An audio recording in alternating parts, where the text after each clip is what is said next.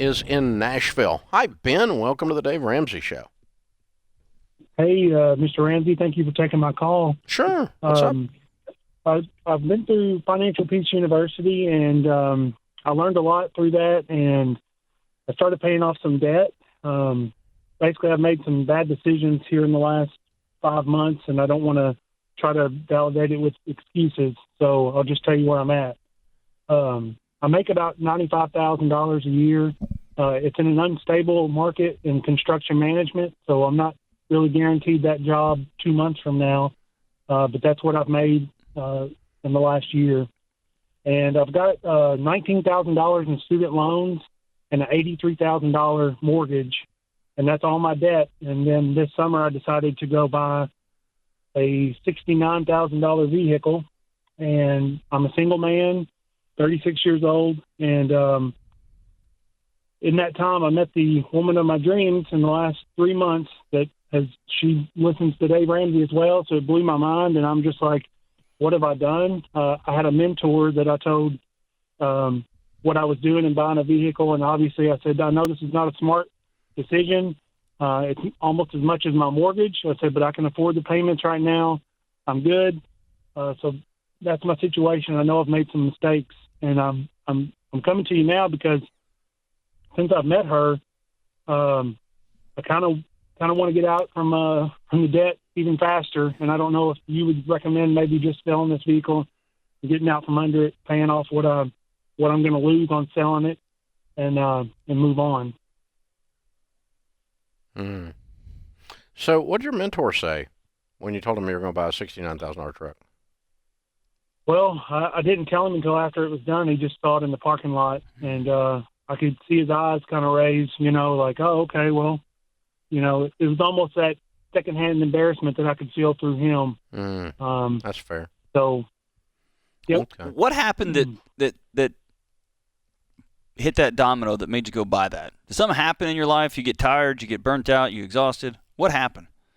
Well, if I look back, I was in a long relationship, about 9 years, and I just got out of that in March. And I bought this vehicle about 3 months ago thinking, hey, I'm out, I have very little debt. My nieces and nephew were 2.5 hours, 3 hours away, and now they've moved within 30 minutes, and they're being homeschooled, and I'd like to be near them. So I was like, let's get a vehicle that can get the whole family involved, including those 3 kids, and mom and dad too. And for $69,000, they all ought to be able to live in it. Yeah, I agree. Okay. All right. Well, here's the thing. How old are you? 36. You said that earlier. I'm sorry. I have done so many stupid things in my life that have cost me so much money and embarrassment and shame. And when I do something stupid, I call it stupid tax that I have to pay. And part of the stupid tax is money, and part of it is just I look in the mirror and I go, you're a doofus. And I kind of hear that's what you're doing right now. Am I missing something? No, it sums it up.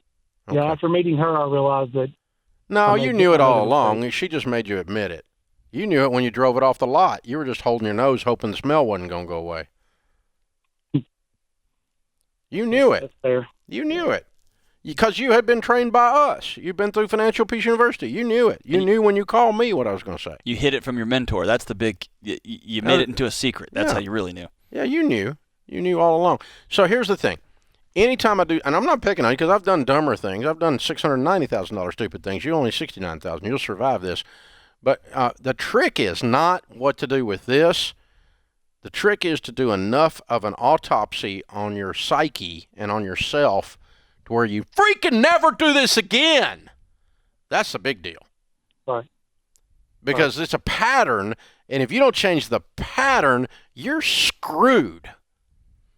Because if I engage in a pattern of stupidity, that then makes me called stupid.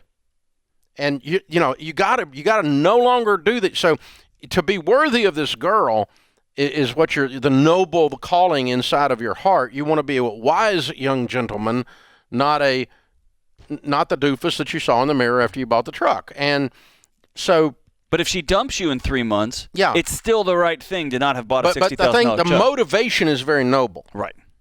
And that can cause you to go, I'm going to break this pattern. When I went broke, the motivation was noble. I said, I am never going to be here again. I'm never going to be in a situation where I can't feed my kids again. I'm embarrassed.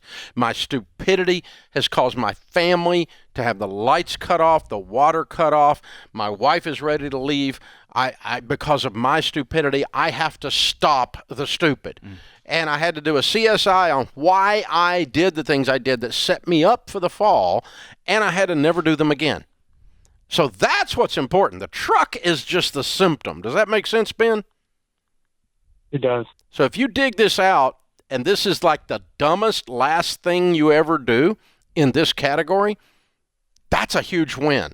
If you just sell the truck and you don't dig it out, and you go back next time there's something going on and you go buy a boat, and you go, well, I just wanted to get a boat, and I just thought, well, I can afford the payments, the same thing you did last time, then you're going to just replicate this, and you're going to be what's known as normal in America.